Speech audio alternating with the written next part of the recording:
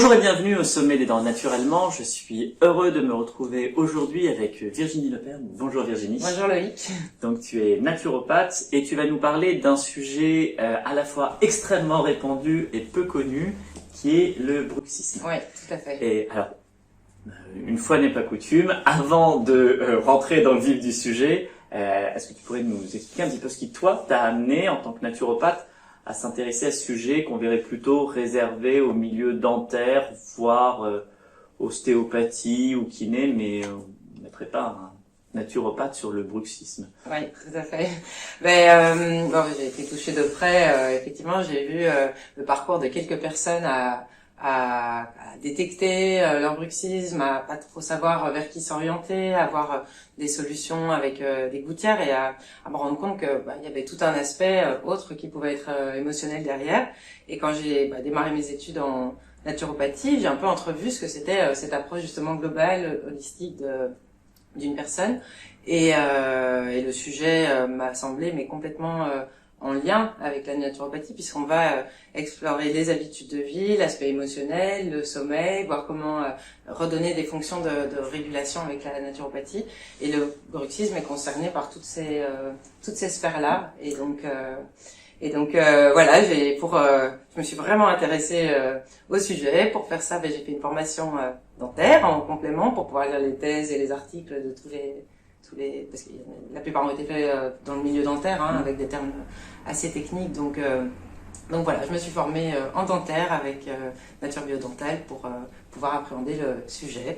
Alors allié avec la naturopathie et cette formation, ça m'a permis justement de beaucoup me renseigner sur le sujet.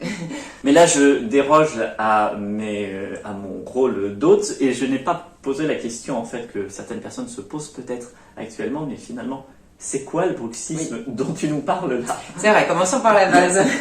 En fait, le bruxisme, c'est le fait de... Enfin, moi j'utilise le mot générique, le bruxisme, pour désigner les différentes formes. C'est le fait de serrer inconsciemment les muscles de la mâchoire avec ou sans contact dentaire.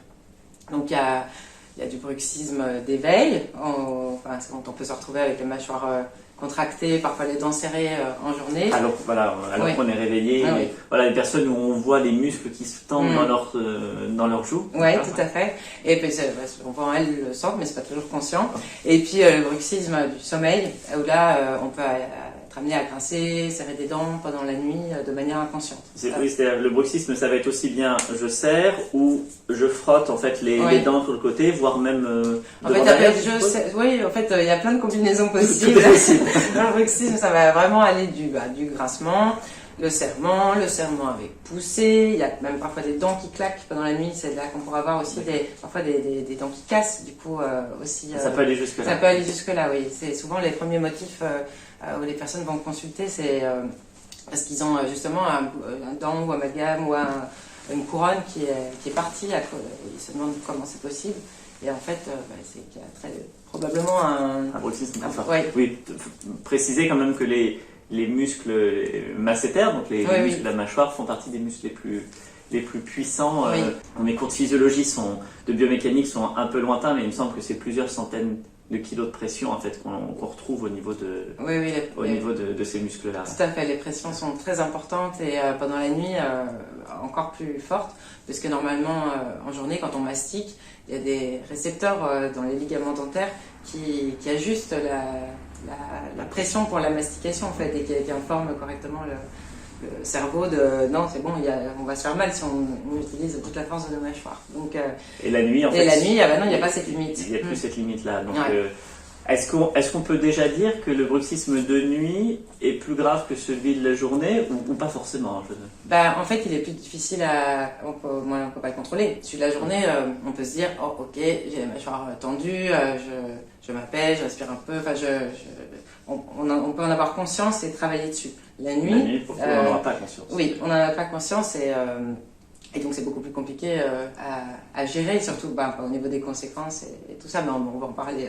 Alors, avant d'aller voir les traitements, voilà ce qu'on va pouvoir faire, donc tu m'envoies sur les conséquences. Donc c'est quoi les conséquences du bruxisme? Tu as parlé du fait d'avoir des dents qui peuvent casser. On voit déjà, c'est quand même extrêmement solide, donc si elles peuvent aller jusqu'à casser, ça montre la puissance qu'il peut y avoir, mais il y a quoi d'autre comme signes qui peuvent nous dire ah tiens, mais finalement, je fais peut-être du bruxisme. Oui, les premiers évidents. Bon, il y a l'usure dentaire, hein, parce que les personnes qui vont grincer, ça va se voir. On appelle ça une abrasion dentaire au niveau dentiste, mais il y a vraiment, il n'y a plus la pointe au bout des dents. Enfin, ça voilà, les dents sont lisses, quoi. Et ça se détecte aussi facilement puisque le dentiste, il peut le voir assez vite que ça. Après, il y a le fait que les dents, si on reste dans le dentaire, que les dents puissent bouger. Il peut y avoir à terme du déchaussement dentaire aussi, de la mobilité dentaire, des gencives qui se rétractent, des sensibilités à la mastication au niveau dentaire. Et puis ça, on est déjà dans des niveaux assez évolués en fait de du bruxisme. Mais souvent les personnes elles s'en rendent compte quand on est à ce stade-là. Oui, d'accord. On s'en rend compte en fait assez tardivement. Oui, c'est ça la difficulté aussi. Et après, mais tu nous as dit aussi qu'il y avait des bruxismes où les dents se touchaient pas. C'est-à-dire que c'était avec ou sans contact dentaire. Enfin, j'ai bien noté. Il y a du bruxisme qui a été observé chez des personnes édentées. Donc ces contractions des muscles de la mâchoire. C'est ça l'action de départ. Après, le contact dentaire va venir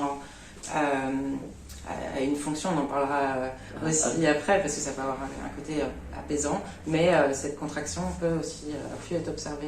Merci beaucoup Virginie pour cette introduction au bruxisme, sur ce qu'est le bruxisme. Dans le sommet des dents naturellement, tu vas aller beaucoup plus loin en nous expliquant en fait les différents systèmes qui peuvent être perturbés dans le bruxisme, les différentes formes de bruxisme qui peuvent exister, et puis aussi et surtout comment aborder le bruxisme pour le traiter, pour le soulager. Et on verra qu'il y a une manière originale de l'aborder avec un regard qui est peu commun et qui, une fois qu'il est présenté, semble tellement évident. On se dit, une fois que tu l'as dit, on dit mais oui, en fait, c'est comme ça qu'il faut faire. C'est tout simplement, c'est une évidence. Donc, je vous invite à nous rejoindre au sommet des dents naturellement en cliquant sur le lien qui est juste en dessous dans la description. À tout de suite.